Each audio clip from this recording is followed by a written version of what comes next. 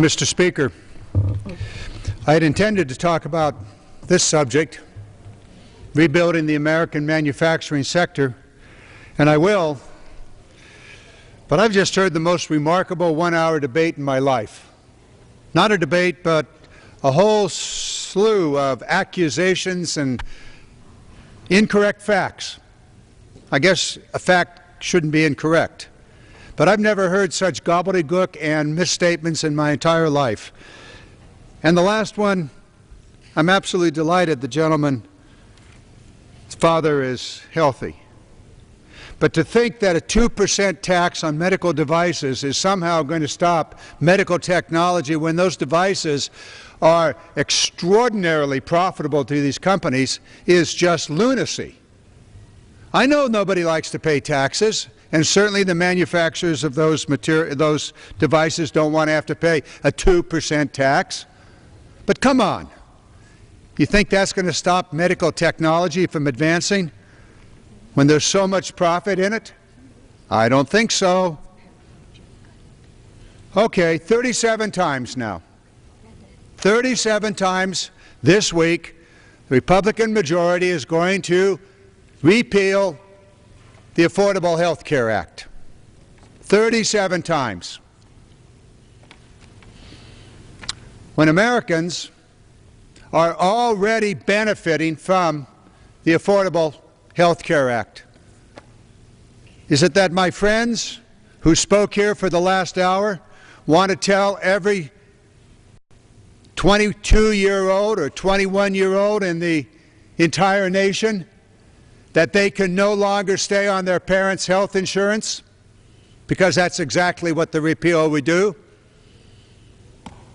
Those young men and women who are counting on being able to have health insurance, no, the repeal ends that part of the Affordable Health Care Act.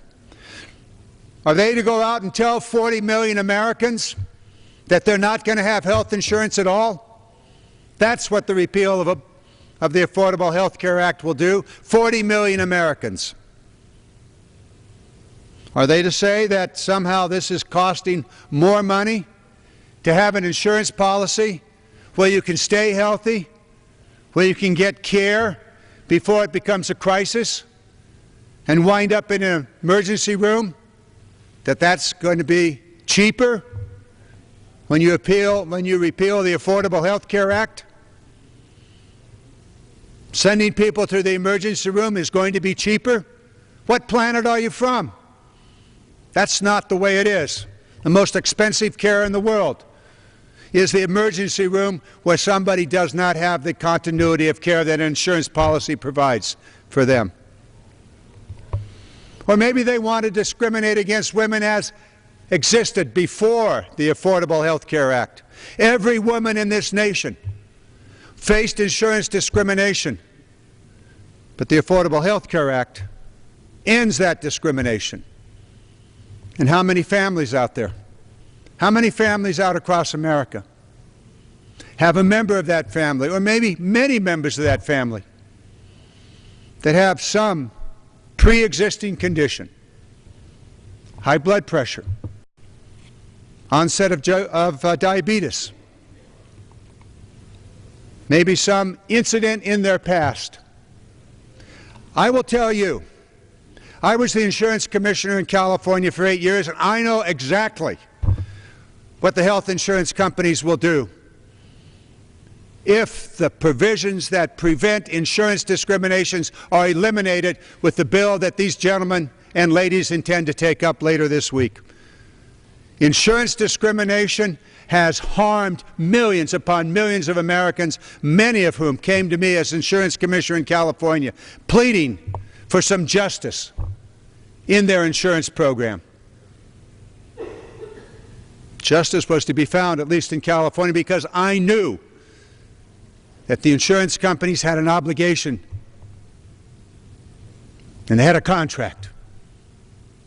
But you eliminate the Affordable Health Care Act, and you'll see insurance discrimination reemerge in the United States in a way that will harm millions upon millions of Americans, because they will not be able to get insurance, and if they did, they will have to pay far more, simply because they are a woman. 37 times. 37 times you've attempted to repeal the Affordable Health Care Act.